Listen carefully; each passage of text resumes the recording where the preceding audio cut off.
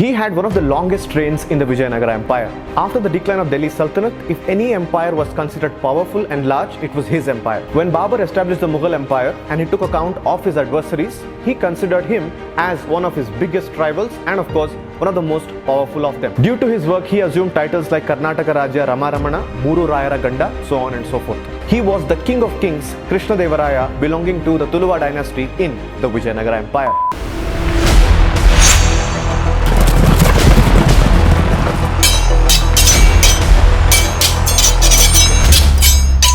He was born to Tuluva Narasa Nayaka and his concubine. Under him, the Vijayanagara Empire reached its zenith and its peak. He was the king who would change battle plans abruptly right in the middle of the battle and turn a losing war into a winning war.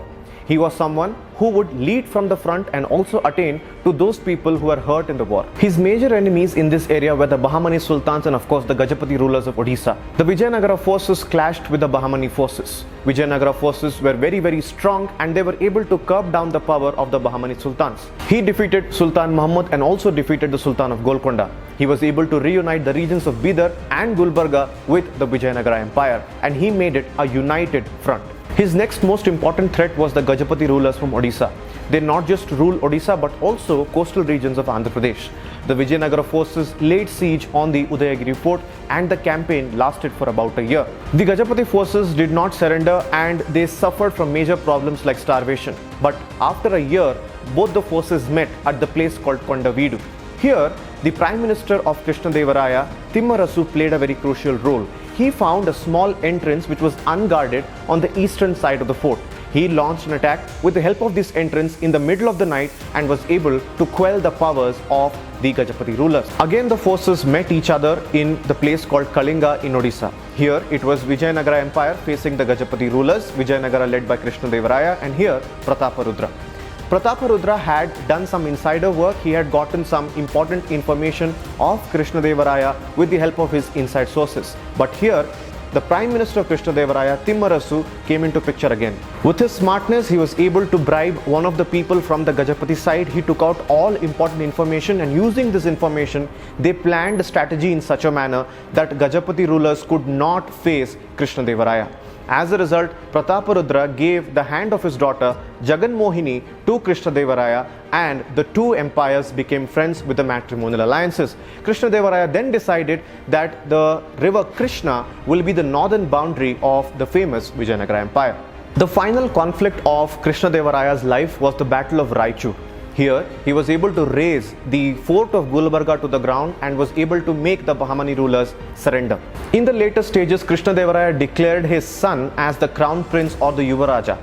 But later, his son could not survive as he was poisoned to death. Krishnadevaraya was made to believe that his smart Prime Minister Timmarasu has done the job and as a result, he got him blinded. While preparing for the last attack on the Adil Shahis, Krishnadevaraya suffered from illnesses and succumbed to natural death. But there are several theories surrounding his death. While some believe that he was poisoned by his relatives, some believe that he was poisoned by his enemies, some people have also written the fact that he died in a war. But historical records clearly say that his death was a natural death. The Vijayanagara Empire under Krishnadevaraya spread from the present-day Odisha till present-day Kerala. Foreign travelers like Domingo Pérez, Nunes, so on and so forth, have said he is one of the most capable administrators of the world.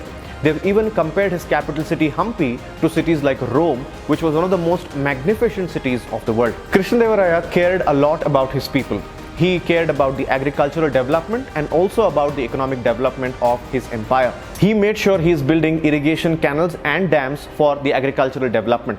Apart from that, he made sure that the administration of the Vijayanagara Empire is decentralized in nature and provincial governance is at the highest point of its power. Krishnadevaraya also encouraged foreign trade and set up custom duties so that the economy is well maintained. He also maintained very good relations with foreign powers like Portuguese who were rising at that point in time in India. Apart from that, the reign of Krishnadevaraya has been called as the golden age for literature and also architecture because enormous amount of architectural progress was seen during this period as temples like Vithala Swami Temple and Hazara Ramaswamy Temple were built in this era.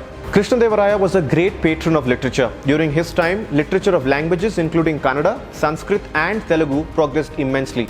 He himself was the author of Amukta Malyada, which is a very vital Telugu epic.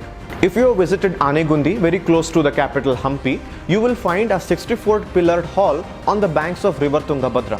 A lot of historians and even some theories say that this was the place where Krishnadevaraya was cremated. Now this is coming with the fact that as a Vaishnava tradition goes, since the king himself was a Vaishnava king, the tradition was that he is supposed to be cremated on the banks of a river. And this 64-pillared hall is a very beautiful looking hall where apparently the king was cremated. And these 64 pillars represent 64 skills that the king had possessed. This is the maximum amount of information we could give you in this time frame, but there is tons and tons of information available about this great king. That's why we say, indeed, Krishnadevaraya was one of the greatest rulers this glorious land of Bharata has ever seen.